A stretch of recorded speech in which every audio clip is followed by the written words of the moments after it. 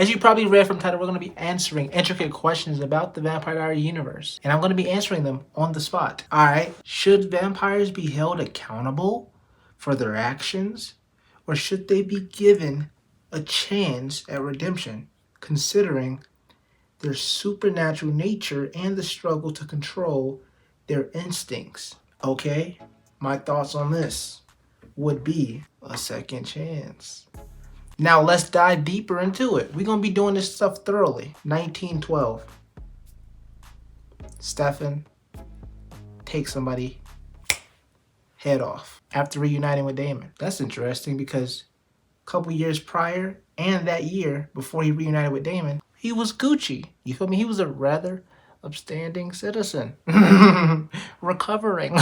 He goes on a rampage. 1912, 1917. Gets in Monterey. A lot of people like to harp on the 1917. He gets back on the wagon. And he's a normal, chill person. Very rational person. LOL. Alright, cool. Now, let's go to Damon. Even when he's supposedly like on the wagon, you feel me? He's the same way. He's very like still taking people's head clean, you know what I mean, off they jump. Still like the Alaric situation. He didn't snap the Alaric neck so many times. He didn't compel the Alaric, all type of stuff. So even while he's on the wagon, even when he's like, he's just, it's so weird. Stefan, normal person, and then he can take it there when he like gets into really, when he's like forced to, or when he's like super like, I don't know, like it's crazy. But overall, he's a normal person. Damon, he's just that thing, you know? He's just like that way. For me, he's always very like, I want to say impulsive, but then again, there's such a lack of better words probably, you know? The answer to this question would be, they should be given a chance at redemption. What I was going to say at the end was, even though Damon got a lot of chances at redemption, he remained who he was through all 8 seasons. No matter how much, oh my God, I love Elena. You feel me? He still remained a very impulsive, very like reactionary human being. All right, on to the second one. Who ultimately wields more power in the Vampire Diaries universe? Witches, vampires, or werewolves? What are the implications of this power dynamic on the supernatural community? A lot of people would approach this question in a biased way. If you don't like witches subconsciously after having seen the show, you're gonna be like, you feel me? A lot of people, you feel me, like, I just don't mess with witches. You feel me? A lot of people, contrary to popular belief, they just have a lot of power, da-da-da. If you don't like vampires, they're going to say the same thing. They're going to be like, vampires terrorize a lot of people. If you don't like werewolves, they're going to be like, werewolves are cocky. Let's get them out of here. You feel me? They're a danger to the community. I swear to God, I'm telling you. People's bias show very much so. And if I have any bias, let me know down below. Anyways, my answer to this would be, even though I've had my scruples with Bonnie going towards the later seasons with season 7 to season 8, I would say as a species, you feel me? Witches have had their hand in a lot of things that has moved the civilization of the supernatural community forward as far as like power go, you feel me? The golem wasn't created until the witch, the vampire, and the werewolf came together and said, we're going to do this thing, you feel me? But I'm telling you, I don't know. I want to say witch. And a lot of people would also say witch, you feel me? We got Cades, we got Silences out there. We got Dahlias out there, you feel me? A lot of people would say witch, and I'm here for it. Witches have the most power in the universe. Even as a young child watching this, 9 or 10 years old, I believe I was 9 going on 10, or I was 10 or something going on 11. At that moment in time, going through the years of watching TVD afterwards, you see how everything goes back to a witch giving that power. A witch, you feel me? Manipulating it to be, oh, you're a werewolf. Manipulating it to be, oh, you're a vampire. Manipulating it to be, oh, you're this or that. You feel me? But when you dial in on the witches, they got their own subgenres in their own community. So you don't have to be just a witch who is like this. You can be a witch that's a traveler. You feel me? You can be a witch that's a siren. You feel me? You can be a which that's a sidekick. That's sidekick. You feel me? That's a sidekick. There's like a whole lot going on, and it's fire. And then you dive more into legacies, and it get even crazier. We got, I think they're called furries. It's insane. You know what I mean? Or in muses and all type of stuff. Anyways, I believe they wield the most power in the Vampire Diaries universe. The second part of the question was, what are the implications of this power dynamic on a supernatural community? Well, by the TBD, by the time we get to TBD, I mean, they're pretty much, they say that they have a lot of power, but then it's like, I mean, vampires are roaming around rampaging, so I feel like they are very clandestine with the way they move by the time we start TBD. So it is what it is. But by the end of it, I think everybody evens out. I'm not gonna lie. Except for Marcellus, I think everybody evens out. Every other species even out a little bit. I'm not gonna lie. I'm not gonna lie. Hybrids still around. It's cool, I think. I think hybrids are still around, whatever. But to be honest, the witches are tough. Every witch that we've come across has been tough. I'm not gonna lie. I feel like the implications is not that much. For the second part of the answer, I feel like the implications on the supernatural community is they had a hand in creating it. They had a hand in creating like literally every other supernatural species. LOL. But the other part of it is that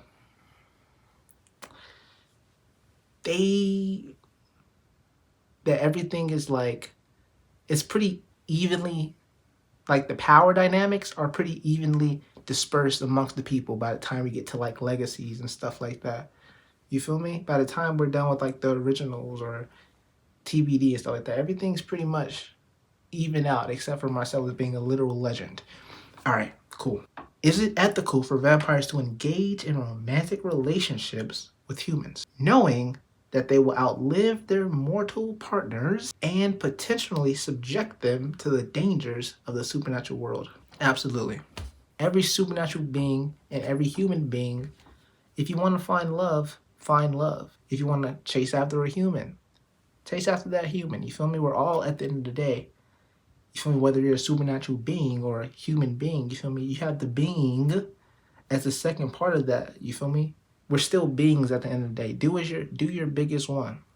There's nothing unethical about it. You feel me? Especially if you don't have ill intent or malicious intent while seeking the person that you're trying to get into a relationship with. What do y'all thought about that one? Y'all, I know a lot of people who are very like, oh my God, if Damon and Stefan didn't enter her life, then she would be so good, and Matt needed her, and they needed to have kids and stuff like that.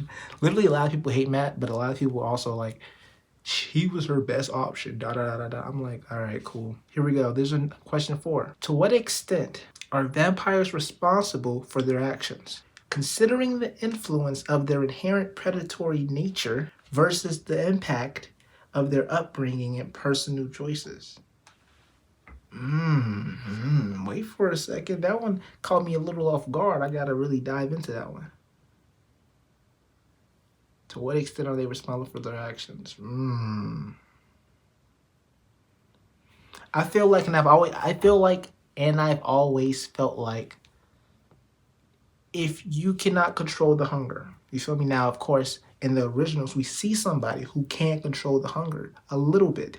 He can go 3 to 4 months without eating on human beings or any blood whatsoever and still be alive and well. You feel me? It was in the strict storyline. Even then, there's limitations to, oh yeah, I can only feed for 3 or 4. I cannot feed for 3 or 4 months. But even with that, there's still limitations. Once you get to that 5th month, you feel me? Once you get that 5th month, it's wraps. You feel me? You better get some blood in your system. You know what I mean? And so if you ultimately can't control the bloodlust fully, then I genuinely just be like, especially, we can talk about that person, you feel me, who's like, to me, I guess, like, that person in the strict storylines, you guys probably don't know that person. You guys probably do remember that person. Maybe this triggers something in your brain. But yeah, maybe he was like a regular vampire, or maybe he was like just well trained. You feel me?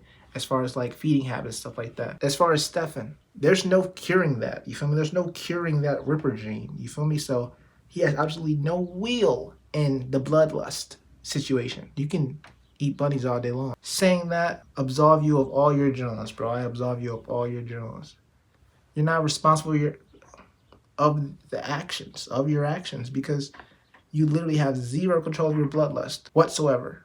As far as Damon goes, Damon likes to be strong. You feel me? I feel like any vampire would like to be strong.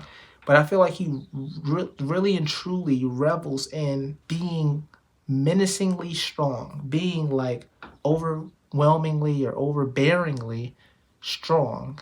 You feel me? In situations that doesn't require physicality, if that makes sense. Just like the Alaric situation. There's zero need to snap his neck, and yet Damon used his vampirism, his speed, or his extra strength, his extra vamp strength or whatever, to do so anyway. So when he calls his friend, when there's no need to. And it had nothing to do with like bloodlust. That was just like a genuine decision of like, I'm gonna use my vampirism and my overbearing power in this section of my overbearing power just because I can. That's the difference there. So I guess you're Gucci, you're not so Gucci to an extent. What's y'all thoughts? You feel me? I'm always asking y'all what's y'all thoughts. You feel me? It's the use of vampire compulsion justified as a means of controlling and manipulating human behavior? Or does it constitute a violation of free will and individual autonomy? A lot of people pretend, like, I'm gonna just say it, you feel me? As like, there's a lot of guys in the community, but a lot of them are like right-leaning, you feel me? But let's get off that subject anyway.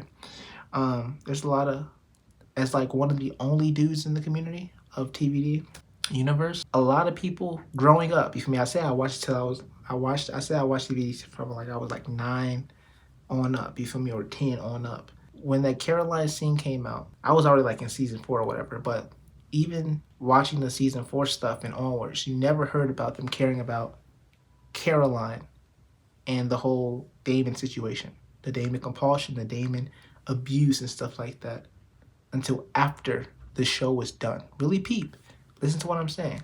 Until after TVD was done, that's when everybody started being like, oh my God, Caroline, no, the abuse. And they only started caring about the Caroline and Damon abuse situation because there was this huge argument going on about who's the better brother. People started bringing up all type of Reddit lists and stuff like that. Oh yeah, he did this, a whole list. Oh yeah, he did this, a whole list. You feel me? Damon over here, Stefan over here. List, Reddit, bam, bam.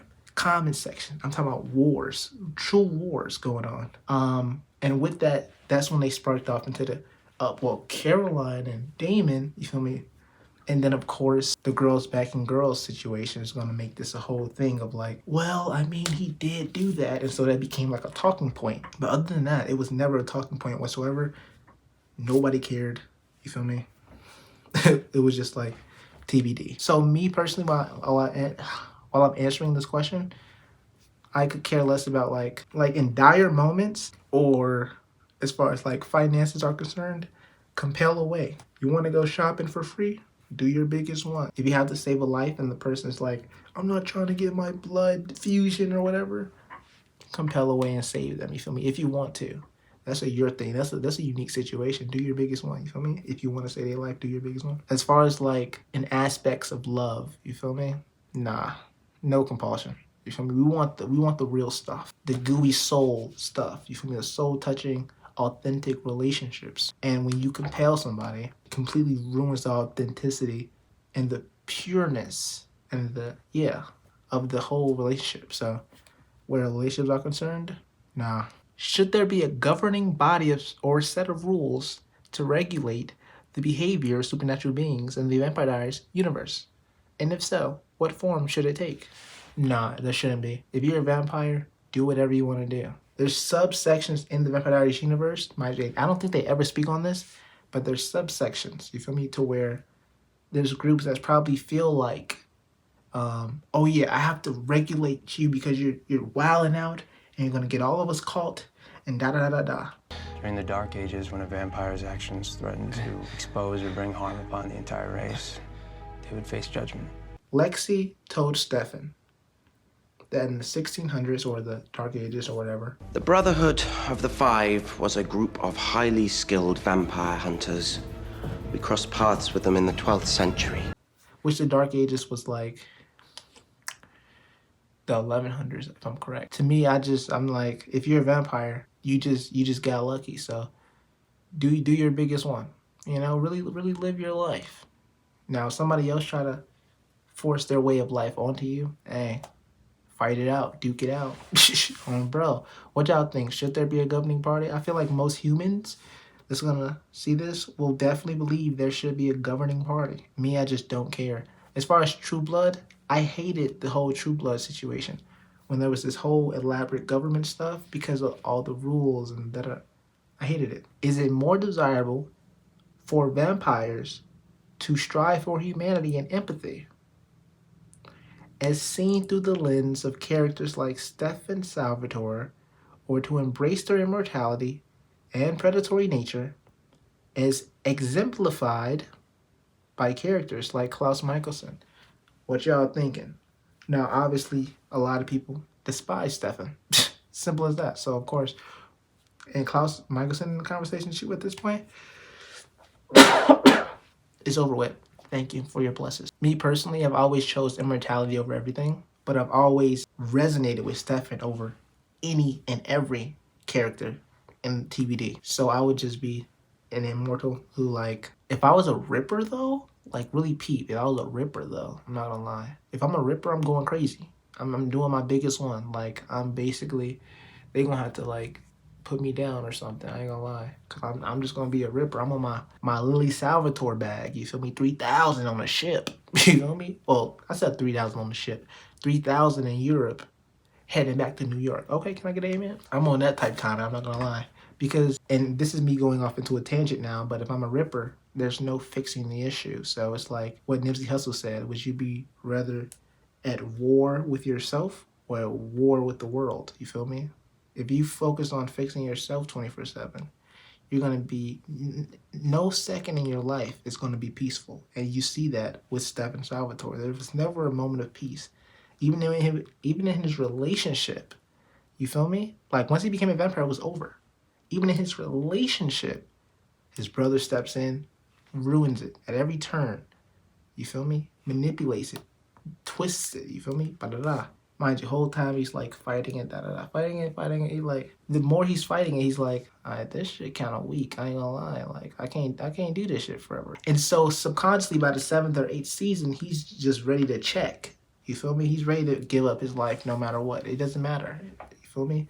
He's like, this is the only way. Redemption? Oh yeah, okay, cool. Forget redemption, I'm just tired of being alive. That's literally his mentality at this point. I think Klaus Michelson was only okay with immortality because, luckily for him, the rest of his family was also immortal. Stefan and Klaus, and nobody mentions this whatsoever but me, and only me, by the way, Stefan and Klaus are the exact same people. What do you mean? Oh my gosh. People are going to be talking about looks and all type of stuff. I'm talking about soul. I'm talking about ideology. I'm talking about, well, not ideology, because Stefan believes that even though, you feel me, he has this Ripper gene, he still has to hold himself back. Klaus, he also had something like wrong with him, you feel me? He was a hybrid, the only hybrid. He was seen as an outcast for a very long time. Ripper Stefan, he was trying to hold back the Ripper part for a very long time. On and off the wagon, you feel me? Klaus, over 1,000 years, realized that he will always be, what? The outcast. For a couple hundred years, he was like guilt-ridden or this or that. But after a while, you're like, I will never feel peace, you know, ever in my life if I'm focused on constantly holding back my full self. So at the party, I don't know if you guys remember this or not, but the episode where Tyler moms die, they show up to the party, and Klaus says to Stefan, loneliness, Stefan. That's why we write letters, and that's why we write names on walls and stuff like that. Da-da-da-da. You remember that scene? Klaus gave Stefan knowledge, or the answer, or the conclusion to a question that Stefan has been asking himself for a long time. You feel me? When do I feel alive? Like, does it ever stop? Does it ever end? Does the loneliness, does the inner loneliness ever end? Whether that's when you're interacting with vampires or humans or da-da-da. Klaus said loneliness.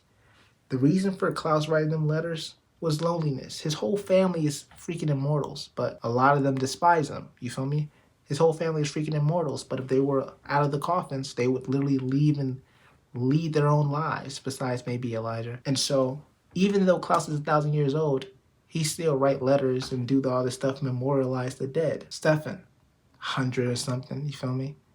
At this point in time, he doesn't know the answer. Klaus gives him that answer. And I don't think he ever realized that he just got the answer to his entire life on how it's going to play out. If you keep like worrying about other people, now it's a great thing. I mean, it's noble, honestly. You've proven yourself to be a very empathetic person your entire existence. He gave you the answer and he foreshadowed Stefan's death in that one scene. We're on question 8. Do the recurring doppelganger characters hold in the Vampire Diaries universe, and how do their actions influence the supernatural balance of power? I think a lot of people don't realize that the only thing that makes me think hard ever was TBD, because immortality was everything. Literally, they they themselves are abominations, like Klaus, to be honest. Wow, really think about it. Doppelgangers, just straight up abominations. They're literally like, they just shouldn't be, you feel me? But they had to be, because something else took place early on that completely destroyed the balance of nature, bro. Silas and Ketsia did their biggest one, creating true immortality. Really peep. And then that led to like Elena and Damon and stuff. And oh my gosh, that little trio situation. Catherine, Klaus, and Elijah. Tatia, Klaus, and Elijah, Amara, Silas. Well, they're OGs, you feel me? We got Tom, you know what I mean? This whole story is pretty magical. Really peep. You feel me? Our main character is an abomination. Shouldn't even exist to begin with. Stefan shouldn't even exist to begin with. And yet, because of Silas, and because not even Silas, you feel me? That's taking away the credit from Black Woman, which will never happen. Because of Ketsia creating the spell. Because of Ketsia. And I guess they both worked on it. You feel me? They both always, well, one says she worked on it, another say he worked on it, another say the best friend. Like the story, I've made a compilation of like the stories of Silas. You feel me? And I put it in one video, and everything contradicts itself. This is my favorite show, but the contradiction is crazy because every character, Bonnie, Damon, Shane, they all had a different take on what genuinely happened in that moment. Kessia made the spell. Oh, Ketsia and Silas made the spell. Oh, the best friend, he cheated because he was trying to get with the best friend. Da da da. Whole time, it was her handmaiden. Like, it's a whole lot of like contradictions. You have to really peep. I love season 5, bro. I love season 4, the build up to Silas reveal. Anyways, question number 9. What are the underlying causes of the conflicts between vampires, werewolves, witches, and other supernatural faction? And is there a potential for peaceful coexistence among these groups? I feel like witches are very... Let me see something real quick. I want to say patronizing. I'm always that type of guy to go to the word condescending. But I want to say patronizing. It's a way better fitting word, if I'm correct, than condescending. Witches are patronizing. Werewolves are condescending. And vampires just don't care to get along with other people. So you have a group that doesn't care to get along with other people, mixed in with like, you go to the werewolf side and all they're doing is being condescending about, oh my gosh, you really have to feed on another human? Jesus, what a pest. You know what I mean? And you go to the patronizing witches, and they're just talking about how they're so pure and oh my gosh, you're an abomination of nature, get out my face. Then it's like, all right. You feel me? And so, and mind you, you don't care to get along with these other race. To get along with these other species, but whatever. Let's say you try to get along with it, whatever. That's just how it's generally gonna go. Can they coexist though, peacefully, with somebody overruling it? You feel me? Say Marcellus. They can most likely coexist peacefully. Now, mind you, he did a lot to the witches, but you have to have a firm hand on, like, somebody got to be suppressed. You feel me? And that to have a quote unquote fake, I guess, peaceful coexistence of those 3 species, somebody has to be like, yeah, I mean, like, we shutting that down, because every species in that genre gonna try to, oh yeah, boom. You remember what happened? Klaus gave the rings to Jackson, and his people went crazy. The werewolves went stupid. Feel me? The witches, I mean, they want to be free of all this westernization, all this control, because nobody want to be controlled. Everybody want to be looked at as the apex predator, especially werewolves and witches. Can characters in the Vampire Diaries universe truly achieve redemption for their past actions? If so, what are the necessary steps for such redemption to take place? Okay, Damon, let's go to you, my brother. And let's talk about like season 1 Damon. The necessary step is just to like chill. And it sounds ridiculous. You feel me? It sounds ridiculous. All you have to do is like just talk. No, you don't even have to talk with your brother. Just be like, just chill out. You know what I mean? Your personality is very strong. It's a very strong personality. Just because you have a very strong personality doesn't mean you have to have a very reactionary or very impulsive, let me take this person out type of response to everything, pretty much. You feel me? Your personality is pretty fire. You feel me? Do your biggest one. If you would like use your energy to like, I guess, just bond with like the town or bond with your bro, you feel me? Then that would be way better. Anyways, and stop feeding on your family members like 1994. 1994, don't be drinking on your family, baby. Alright. As far as Stefan, redemption, the Ripper thing, you feel me? If you're not in control of it, if you're not in control of yourself, and if you can't ever be control of yourself, then, hey, what can I say? Do your biggest one, you feel me? No redemption needed. Actually, I would say do the actual opposite. Go even crazier for some reason. That's just me, though. You feel me? He's a very empathetic person. I am too, though, I guess. But like, if I had a Ripper Jane, bro, I'm going crazy. I ain't gonna lie. That's just where the two of us depart, I guess. Number 11. Does the Vampire Diaries promote or undermine traditional moral values through its portrayal of vampires and their actions? You're talking about portrayal of vampires and their actions. A lot of people are gonna be like, it's just a TV show.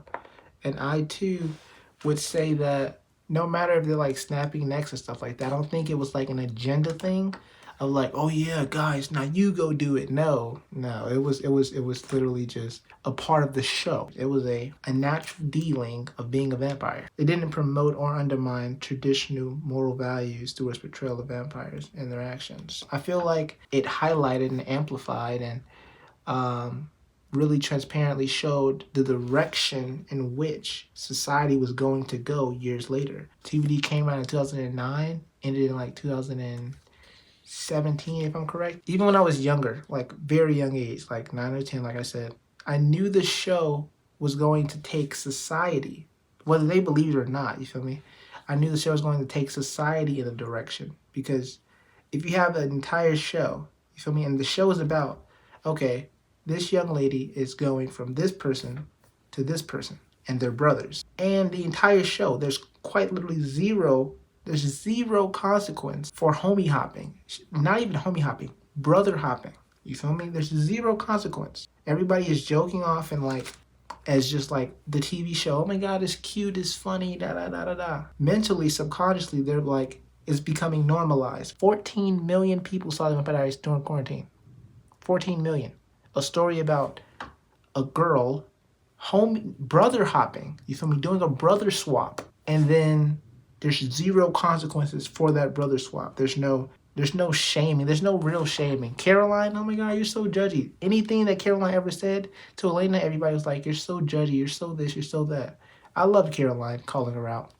As far as like, there was no like actual consequences though, you feel me? There was no that's just not happening. It's just simply not happening. Like, this is disgusting. There was none of that. You feel me? There was literally just, oh my god, I chose this brother, you know? And so like, we're gonna go with the rest of the season, and then it's gonna end, and it's gonna be that. That brought a whole new dynamic to the world. Oh, we can brother hop?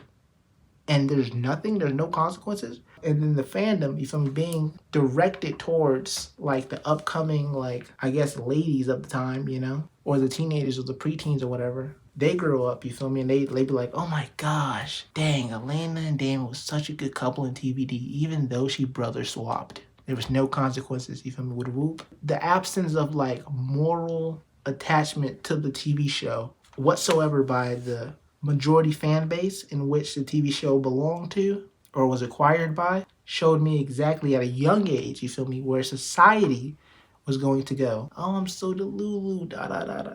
You try to speak sense to anybody, and I'm telling you, they're gonna call you the crazy one. Trust. Is the love triangle between Elena, Stefan, and Damon a healthy representation of relationships, or does it perpetuate harmful stereotypes? I was just talking about this, so I'm gonna skip. But what do you guys think? This is question 13. In the Vampire Diaries, vampires often live for centuries, yet they constantly engage in human relationships. Is this a believable part of the story? Or does it reveal a fundamental inconsistency in the portrayal of vampires? I feel like there's a lot of humans on Earth, and I feel like there's maybe 700,000 vampires. Maybe. With that being said, they're gonna come across a lot of humans, which is gonna open up a lot of possible romantic situations. Nothing peculiar about it, nothing eccentric, really. Number 14. Does Vampire Diaries' depiction of vampires as attractive, immortal beings, romanticized, dangerous, or abusive behavior? Nope. They've been doing it since the dawn of time, even before the Vampire Diaries. The rule says since the dawn of time. Actually, vampires back in the, I think, 40s or 50s with Lon Chaney and stuff like that. And Lon Chaney in them, was pretty ugly. I think Twilight was like the first. No, Twilight wasn't the first, but they started making them look better over time. Yeah, so nah. I think vampires is just like a predatory species naturally. So it's like, we gotta get something that looks seductive. Question 15. Given its supernatural element, does the Vampire Diaries provide a meaningful commentary on real world issues, or does it merely serve as escapist entertainment? I already gave my answer to that like 2 questions back. You feel me? When I did the demographic and the society and stuff like that. I feel like let me answer this question like in a different way though. A lot of people say TV is just TV, but me, I feel as though every anime, every cartoon, every TV show, every movie are all staples. Timepieces are all one piece of a puzzle that lets you know the direction in which the world sees something. I feel like they dictate the direction in which society is going in. And I have examples, but I won't say them. LOL. Question 16. Does the concept of siring in the Vampire Diaries universe undermine the notion of free will? And what implications does this have for our understanding of the characters and their actions? Let me see. You can get unsired if you're a werewolf. If you're a vampire, you have to turn off your emotions. Yeah, a lot of people disagree with that. That's the crazy part. You can love somebody and then still get sired. Okay, cool. But now you're sired. You feel me? They have control over whatever that they like. It's ball in their court. You know what I mean? That type of stuff. Question 17. Is the idea of the other side, or hell, in the Vampire universe an effective narrative tool? Or does it lessen the stakes of the death in the series? A lot of people are going to be like, it's horrendous. But me, personally, I loved it. Since I was a young kid, you feel me? A very young kid. I always wanted to see the gods in the universe, you feel me? So if there's vampires, and there's werewolves, and there's witches, and there's hybrids, and who gave this hybrid his power? You know what I mean? Like, where are they getting this power from? You feel me? This overwhelming power, you know? And so I've always wanted to see the gods in the universe. So when we start seeing like stuff like fictional hell and psychic and prison realms and the other side, you feel me? I knew there was something behind the curtain, you know what I mean?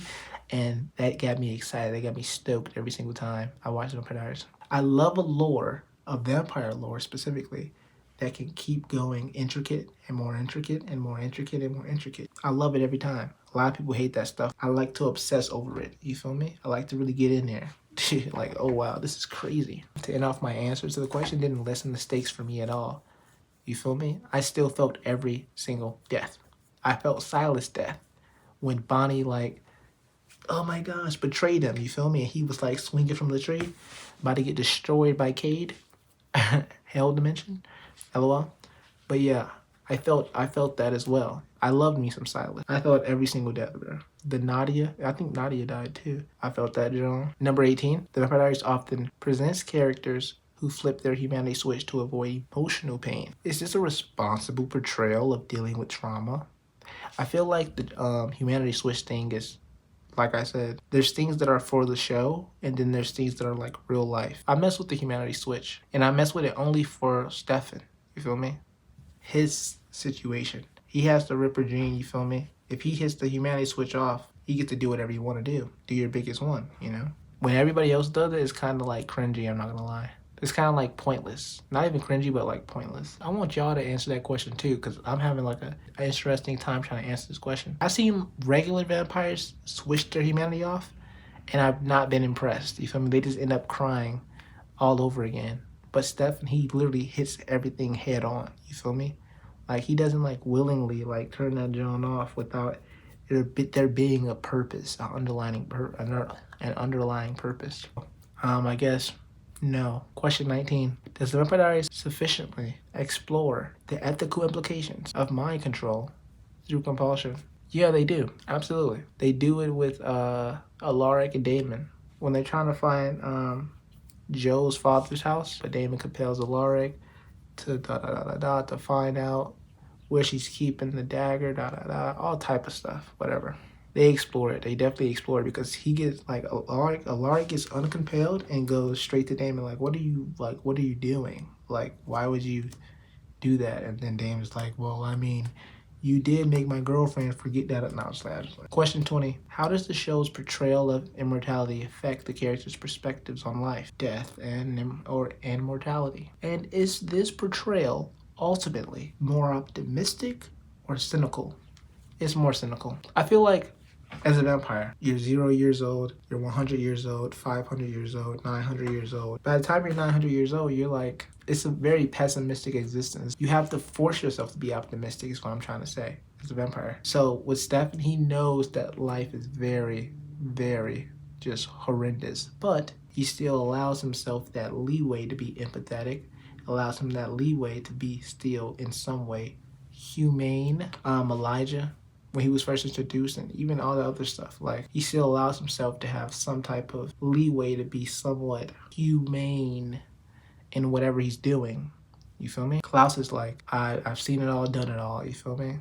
You either rocking with me or not. It is what it is. You have to try like 10 times harder to be more optimistic about the world as you age. But overall, I feel like a lot of vamps are cynical. Question 21. The Vampire Diaries presents a world where vampires, witches, and werewolves coexist. That's interesting. Does this diversity of supernatural beings enrich the narrative, or does it dilute the focus and coherence of the series? I mean, we got Bonnie, Tyler, and the Vampire Bros, but I think they were cordial.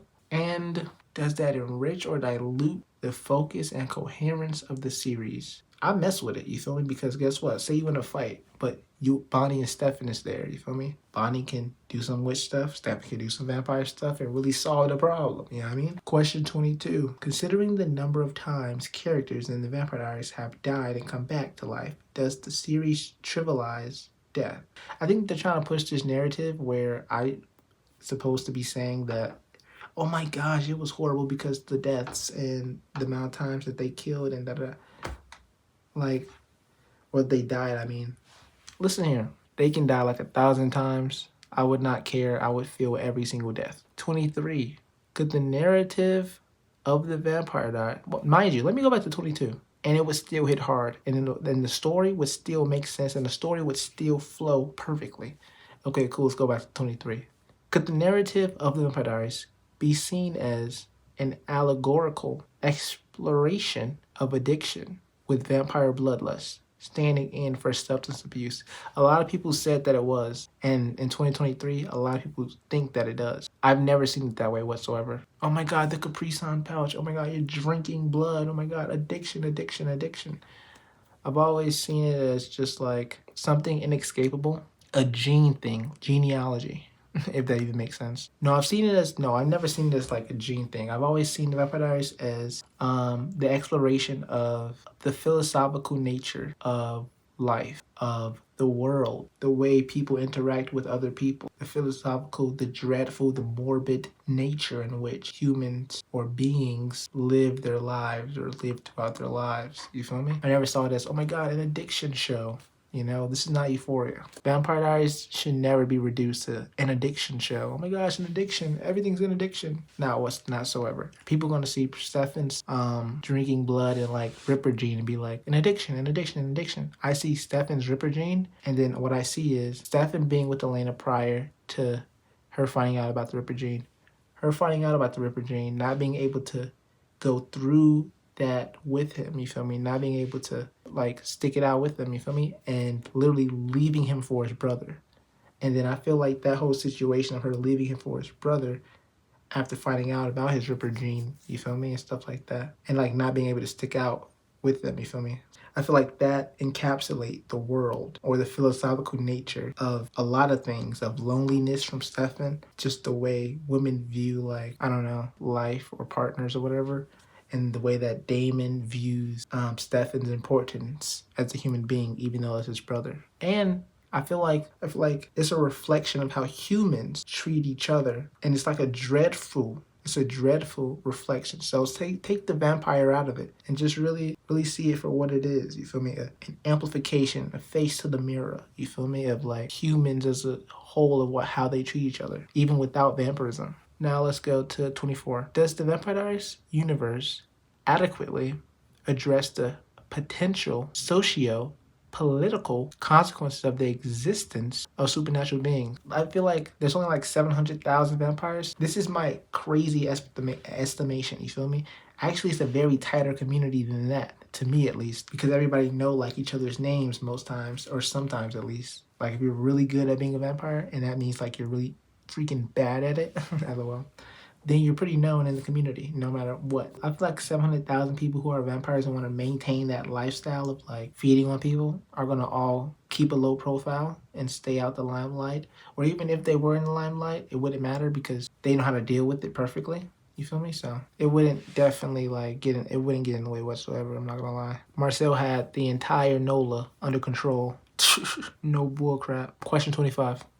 Does the series do enough to explore the negative aspects of immortality, or is it overly romanticized? I feel like anybody who wants to be immortal for a very long time, without any end to it, already knows the negative aspect of it. We just don't care whatsoever. Do the series do enough to explore the negative aspects of immortality? I feel like definitely. And I see it through like the lens of Stefan, you feel me? Most often than not, I guess. And I saw it through the lens of Stefan first, actually. And so when I see it through the lens of Stefan, it's literally just that a whole lot of negative aspects of immortality. You can have immortality, but can you be good to somebody and then they have your back? You know, clearly not, because Elena went away. Can you have a sibling like Damon, and can he meet you halfway?